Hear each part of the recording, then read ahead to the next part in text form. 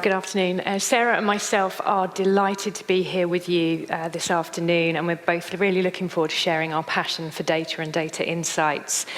We're going to be taking you through some of our research that we're publishing this month and giving you insights to help you design and implement really effective data and employee listening strategies for your organisation. We've made the assumption that everybody is aware that AI is here and is being used on a daily basis in a myriad of different ways. And we're sure that there are some of you in the room who may well have some concerns about what that means for you as employers and also for your employees. So this session is really going to focus on how you can harness the positive impact that AI can have and look at your data. And I know there was a question at the end of Rachel's session around how you can capture data and how complicated that can be. So hopefully that person stayed on and we can talk a little bit about that to them. So I've been lucky enough to be in Lisbon for the last 2 days presenting to our European leadership team in the health and benefits part of our business. And like now, I had the pre-lunch graveyard slot, which is never a good place to be. And one of the things that got them most excited from what I was presenting was data strategy. A lot of them are actuaries, so they do get quite excited about data. But with the prospect of me between them and lunch, the piece that really piqued their interest and grabbed their attention was this piece around how you can use data and data insights to deliver value for organisations. And being able to do that as a regional perspective, so not just for the UK, but across Europe, becomes even more exciting for them. So thinking about what we're seeing in our research that we're publishing this month, this is our flagship benefit trends research that we conduct globally. Organisations across Europe continue to focus on talent. So around 8 out of 10 respondents to the survey said talent and retaining their key people was a priority for their organisation. That's a consistent theme that we've had during the pandemic and continues now. Where we've seen change is in the wellbeing space. So for the last 2 to 3 years, when we've talked to organisations, their focus has been on stress, anxiety and burnout. That shifted, and what we're now hearing organisations talk about is a shift on what our team would call more traditional wellbeing. So thinking about a more holistic approach. And a lot of that shift has been driven by the macroeconomic and socioeconomic factors that we see across Europe at the moment, and of course the post-pandemic impact on all quadrants of employee health and wellbeing. So what else are we seeing in benefit trends? More than 50% of respondents told us that they were concerned about managing plan costs, and that may or may not resonate with you in the room today. The organisations that we talk to on a day-to-day basis say that this is rising up the agenda. There is pressure on managing benefit costs. However, what's interesting for us is alongside that, wellbeing continues to be a consistent theme. So organisations are looking to manage and promote wellbeing for their employees, and alongside that, personalise the experience. And that's quite a challenge to balance as an organisation. You need to manage costs, but you also want to deliver a personalised experience and address wellbeing needs of your employees. And this is where data really starts to come into play for organisations. You need data to understand the baseline. You need to understand what's happening with your employee health and well-being, and you need to understand how that all hangs together so that you can make a difference and you can personalise. And when we start to look at data, what we see is nobody's doing it well. I'm sorry to break that to everybody. What we find in the research, and particularly it's coming through again in benefits trends, this is very consistent in what we see. Organisations might be doing well in one space. So they will report that actually, yeah, they've nailed it. Benchmarking is great. We know exactly what our competition are doing. But if you ask them if they understand their employee listening and their employee health insights or the health risks at organisational level, they have a gap there. There is such a vast amount of data for organisations to capture and work through that it is incredibly difficult to do this well. It's not to say it's impossible, but I'm sure there are some of you sat in the room thinking, we just don't know where to start. There is so much of it. And this really is where AI comes into its own. it enables organisations to do so much, and some of the advancements we're seeing with data are incredible, and how technology can really be harnessed to deliver outputs. And this is where I'm going to hand across to Sarah to talk to you about employee listening and some of the foundations of that. Great, thanks Lucy. Hi everyone. So I'm passionate about everything to do with employee experience, and I'm privileged to work and lead our teams on employee experience within Willis Towers Watson. And I think this is particularly relevant to us because, you know, as Lucy just mentioned, we can see the trends, we can see what's happening within organisations. And understanding employees, understanding their needs, employees feeling that they have a voice, and really ensuring that they feel heard within an organisation is incredibly important. We know that it creates what we call personal agency, and personal agency ensures that we can drive high performance over time. So this is fundamental. And what we've seen over the last number of years is this shift in continuous listening, a shift towards listening on an ongoing basis to employees. And you've probably seen this in some of your own organisations or see this elsewhere. There's been a shift away from the traditional one-off large surveys done maybe at a particular point in time in the year to more of a continuous listening. And this is where the power of AI and technology really comes into play, because it's complementing and supplementing lots of additional data sets and understanding how we can ensure we've got our finger on the pulse of employee sentiment. And this is particularly important when it comes to well-being needs, because what's critically important is understanding those needs as they're happening, so the right interventions can be made, the right decisions can be made, and the employee voice is driving a lot of that. So I've just put an example on the slide here, but it's really showing how, you know, things like virtual focus groups, we run these a lot for our clients, where it's an opportunity to capture feedback in real time.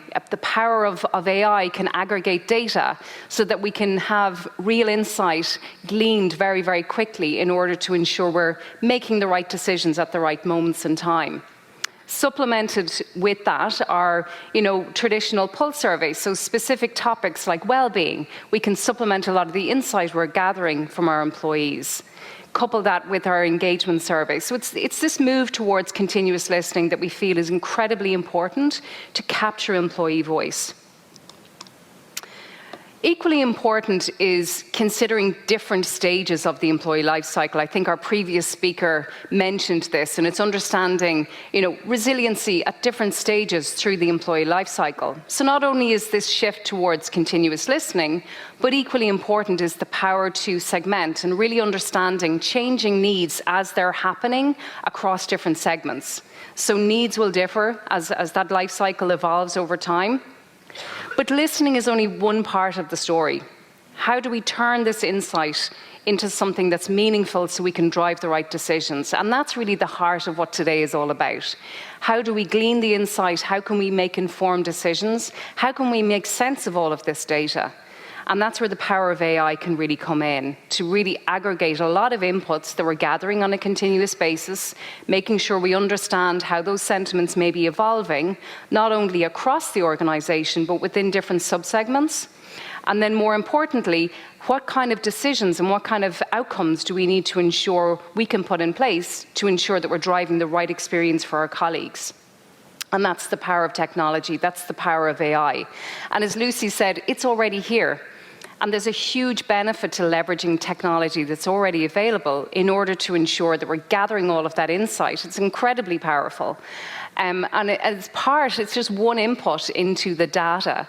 But from my perspective, from an employee experience perspective, it's an incredibly important one because it ensures alignment between employee need and what the organization is trying to deliver on. So I'm going to turn back to Lucy now, who's going to talk a little bit more about some of the really exciting things that are happening already leveraging technology. Thanks, Sarah. Thank you. I do have a slight confession to make before I carry on with this. I am not a data scientist and I'm not great with data. I am really here for the outputs and the insights that we get at the end of this process. Our data analysts have given up trying to help me understand the modelling and the tools that they use. So what I want to do here is, building from what Sarah has just said about employee listening, you've gathered all of this great data. You understand your employee wants and their needs and all of these things, their view of their health and well-being. The piece that becomes interesting for us as a team is, how does that connect or disconnect from the actual health risks in your benefits data for your employee population and your business strategy and needs as an employer? So you might have all this great data, but equally that might not be what your employees really need. What they might need is something totally different. And this is where predictive health analytics and data analytics comes in to help you pull everything together and really solve that puzzle. So Sarah's talked to you about this great continuous listening cycle. You have all this insight and feedback. What we're now thinking and doing within WTW is, how can we leverage different data sets looking at employee health to build on the listening insights that we have? We're using some of our general insurance technology that we have, so AI and machine learning that we use in another part of the WTW business. And then what we're pulling into that is macro public health data, our portfolio data sets that we hold, and also very micro client-specific claims and demographic information. What that allows us to now do for our clients is to produce levels of reporting which blow my mind, and I know I have caveated this by saying I don't have a great data mind in the first place, but where we've got to is being able to predict for clients claims costs and utilisation for specific health conditions. So we can say, for cancer spend, for your demographic based on your historical claims, our modelling predicts that you will have this many people claiming for cancer, and the cost will be this for you over the next 3 to 5 years. It enables us to model for our clients, if you put in an intervention that specifically targets demographic risk of your population, you may see an impact on your cancer claim spend in the next 3 to 5 years of this. And it starts to become incredibly powerful. You have that ability as an organisation to understand what the health risks are, what that means for your demographic, to project that forwards, and to start to measure the cost of inactivity or activity when you're thinking about your benefit programmes. And if you play that through as that continuous listening piece, then what you end up with is the ability to really quickly and nimbly understand what's happening, move, tailor what you're doing, and change your benefits programs. So in terms of what this means in practice, you've collected your employee data, you've got all this great analysis. Because of the work you've been doing as an organisation, your benchmarking becomes less about what your competitors are doing and more about actually what your employees and your organisation needs. It's less of a broad brush, are we stacking up against the other people in our sector, and more, are we targeting and addressing our costs and needs as a business and moving the dial for our employees. It allows you then to put in tactical approaches. It's not a scattergun. You're thinking about health risks. You're thinking about what you need to address for your population. Is that cancer? Is it musculoskeletal? What trends are coming down the line in the next 3 to 5 years that you should be trying to change behaviours and health outcomes and move the dial on? And then, because you're listening and doing all the great work that Sarah's talked about, it allows you to understand, how are your employees thinking and feeling about those interventions? Have you moved the claims risk on your benefits programs? What do you now need to do to pivot, revise that, and change it, and move forwards and measure again? And you do also then end up with this great baseline data set, the ability to play back to the business the value of your investment and the return on your investment, and to understand the impact that you've had both on health and well-being, but also on your baseline costs.